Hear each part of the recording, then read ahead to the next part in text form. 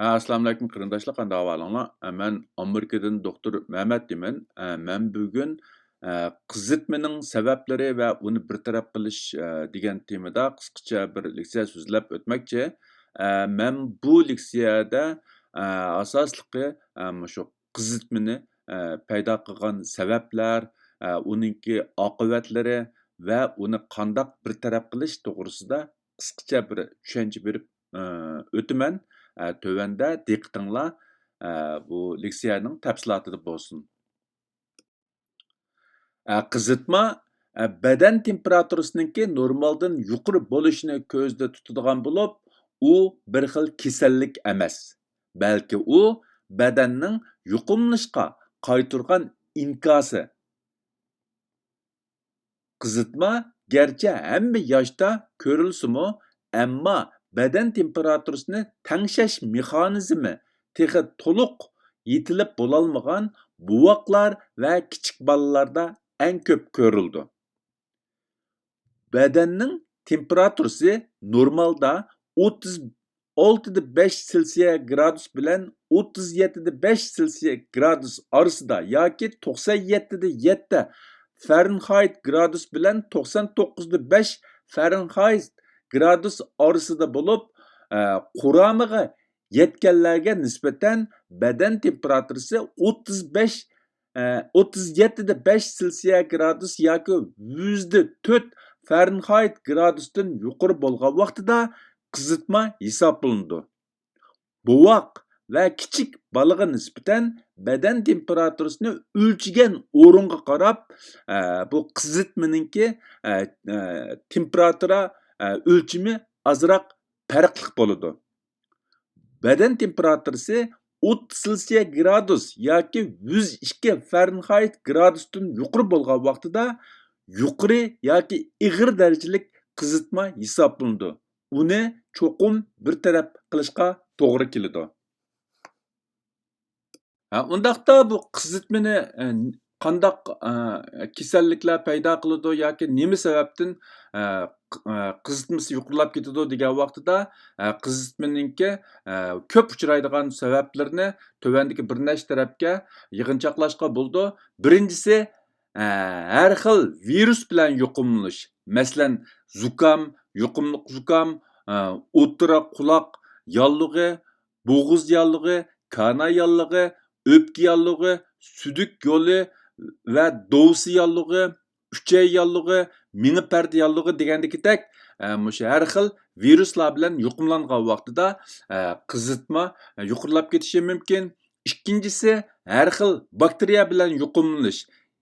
Ya'ni o'xshashla o'tir quloq yallig'i, bo'g'iz yallig'i, kana yallig'i, o'pka yallig'i, sudik yo'li yallig'i, dovsi yallig'i, uchay yallig'i, mini parda yallig'i degandekidek bu kasallarni, ya'ni bakteriya keltirib chiqargan vaqtidami qizitma yuqorilab ketadi. Hamda bakteriya bilan virusninki orasida qanday farq bor degan vaqtida ko'pincha hollarda bakteriyadan kelib chiqqan qizitma virusga nisbatan sal yuqori bo'ldi. Uning ustiga bakteriyada titrak yondash kelishi mumkin. Uningdan boshqa jihatlarda mushu bo'lib, tekshirishlarda ba'zi o'xshamasliklar bo'lishi mumkin qon tekshirgan vaqtida, lekin mushu qizitmaning o'ziga kelsak, temperatura bakteriya bilan bo'lgan qizitmada temperatura texmi yuqori bo'lishi mumkin. Uchinchisi, ba'zi dorilarninki aks ta'siri, ya'ni ba'zi dorilarmi badanda aks ta'sir sababidan qizitma paydo qilishi mumkin. To'rtinchisi, yozda issiq o'tib ketish, ya'ni mushu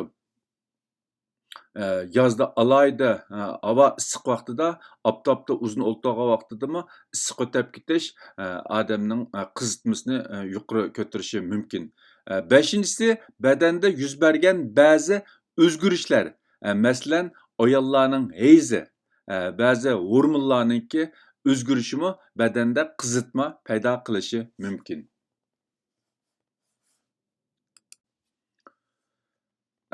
qizitmaninki kasal alomatlari, ya'ni qizitmaga yondosh keladigan kasal alomatlar va qizitma sababidan kelib chiqadigan yomon oqibatlar nimalardan iborat degan vaqtida, birinchisi qizitma mushu odam badanida horg'inlik va bosh og'rish paydo qiladi.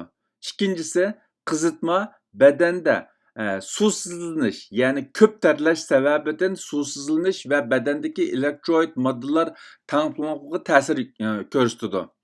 Uni qalaymaqon qilib o'tadi.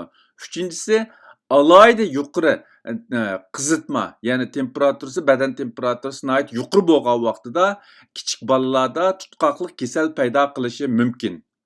To'rtinchisi, alohida yuqori qizitma bo'lgan vaqtida bolalarning miyasiga ta'sir ko'rsatishi va miyada ba'zi zaxmlarni paydo qilishi mumkin.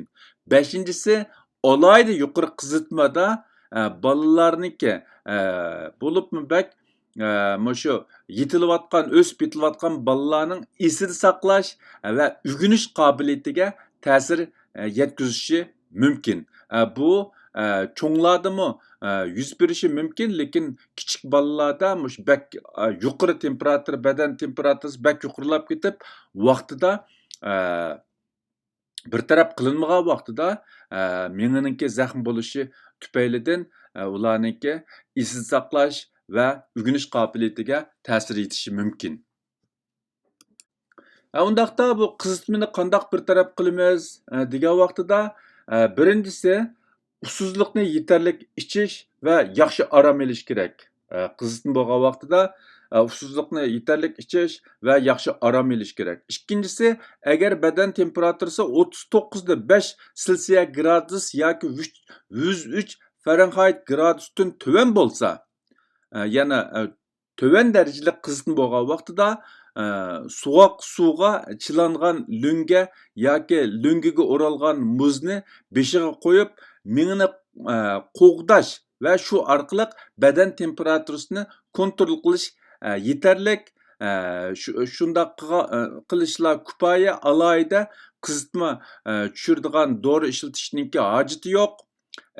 Uchinchisi, agar badan temperaturasi 39.5 Selsiya gradus yoki 103 Fahrenheit gradusdan yuqori bo'lgan vaqtida mushu sovuq suvga chilangan lo'nga yoki lo'ngiga o'ralgan muzni beshiga qo'yib, miyani qo'g'dash bilan birga qizitma tushiradigan, ya'ni qizitma yondiradigan dorilarni ishlatish orqali temperaturani, badan temperaturini vaqtida kontrol qilish kerak.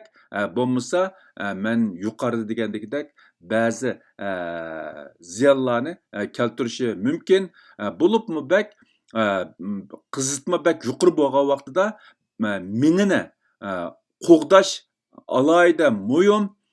Chunki miya yuqori temperaturaga yaxshi bardoshlik berolmaydi.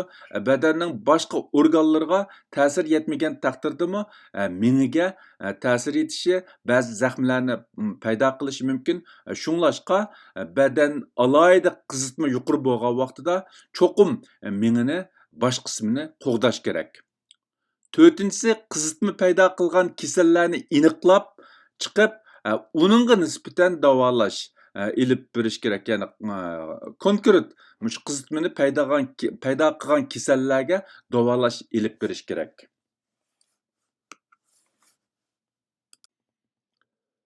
Bugungi bu qizitmaning sabablari va uni bir taraf qilish temasidagi bu qisqa leksiyani mishada oxirlashtirmoqchi.